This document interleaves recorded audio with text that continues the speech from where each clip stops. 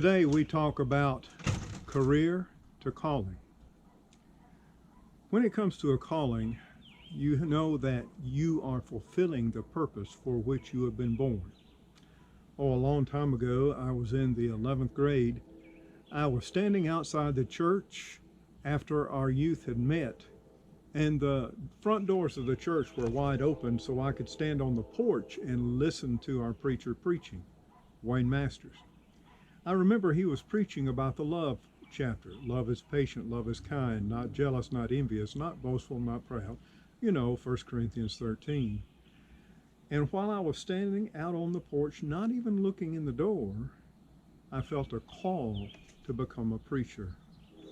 I wish you could have heard him when I told Brother Wayne, because his reply and tone of voice indicated he was as surprised as he could get over the fact that I had been called. When it comes to work, it is certainly much better when you sense you are called to your work. I encourage young people and adults to always work based upon the strengths that God has given them. For example, if you're great in science, I do believe science is the call that God is giving you. Oh yes, strive to make good grades in all areas, but focus most on science. Then again, you may be a strong mathematician.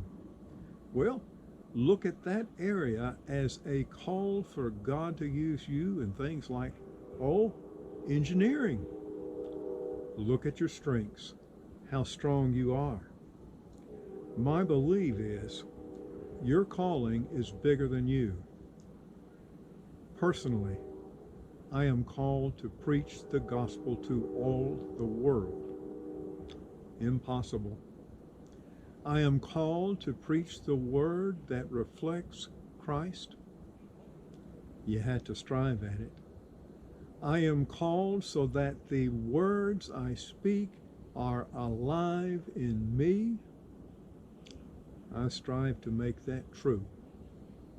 You see, that's a calling.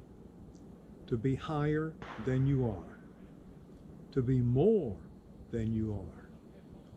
To give value to others so that they feel affirmed. What a call.